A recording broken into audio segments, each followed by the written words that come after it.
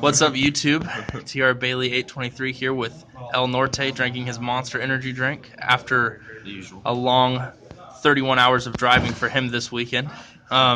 He went to YCS Providence and decided to beat a bunch of people's ass, got into top 32.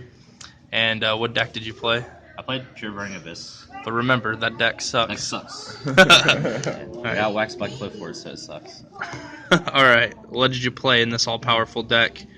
He had no fluffs. Yeah, no fuss given. Yeah. Played one BLS, the general. He's the man. Soldier. Yeah. The only lights are Dante though until I put Veilers in the deck. Tour guide. I only played one Takatom for it, but that's the Speedroid lineup. I mained two and decided one Maxi because I didn't know if I was going to see more Pendulums or Monarchs, and it turns out that it was mostly Cosmo. And it's weird that there's a bunch of BA Phantom Knight decks, but I would rather play against them than Monarchs. So I'd way rather play that's against good. BAPK. I like playing non-vanilla Yeah. decks with vanillas in it. Two Finished Rhino Warriors, triple Scarm, triple Alec. This is a really good call for the weekend. Alec, this is probably the best format since BA's been out for Alec to be in because you can just put it under a Beatrice or a Dante, and if a Monarch player Stormforts it, they lose their effect, so they can't turbo the spells and traps as fast.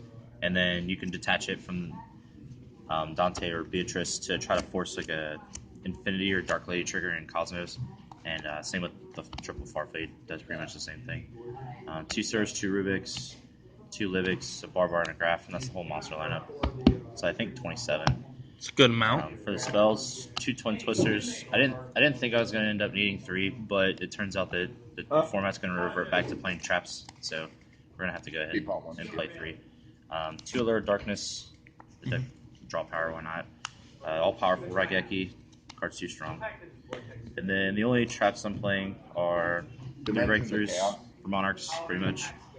Three Karma Cuts. It's crazy in the mirror and it's crazy against Monarchs. You get all the primes and Erebus's out, and it's just really strong. And then I played two anti-spell fragrances main deck, but they didn't really do anything.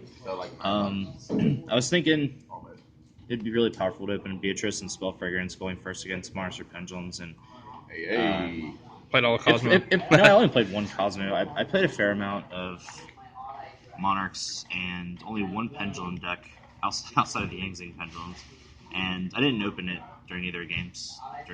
So I guess it wasn't needed. So I'll probably just replace those. So you cut Dark Hole. I know you were playing that before. Did you just decide that because because Aether can activate down the road that it wasn't necessary?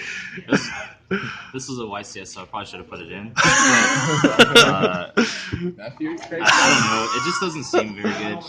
The Cosmo boards with the Fire King Island build, most of the times they're easy to out, and the only ones that I ever want to out are like Majesty Speed, but with the triple Breakthrough and the triple Karma Cut and the Raigeki and the already, and then being able to special a Terratop and normal summon a Rhino and make a Beatrice to get over it. It's not like you trying to Dark Hole your Beatrices either. Yeah, it didn't feel like it was necessary.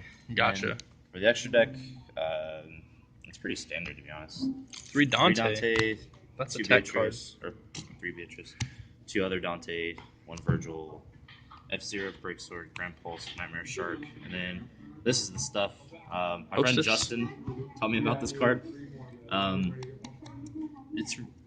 It's really, really good. It helps you in the mirror and against Monarchs a lot. If you ever make a board with these two cards on it, you just get to out two cards without destroying them. You just shuffle them back into the deck. And not a lot of the decks right now are really fast, so hitting primes or hitting double Beatrices back into the deck sometimes is just way too good for one turn. Right. And this is the only deck that can do something like that too, which is the nuts. Besides, like, obviously Stormforth Erebus, but it also gives you other spot removal options in the extra deck for when you get hit by the Ghost Reaper, and you sometimes it's just too much. But I didn't lose to it once this weekend, so that's good. Keeping the streak alive. Speak of the devil, clear that. The one other Max C, and then another card I learned about from my friend Justin Singh.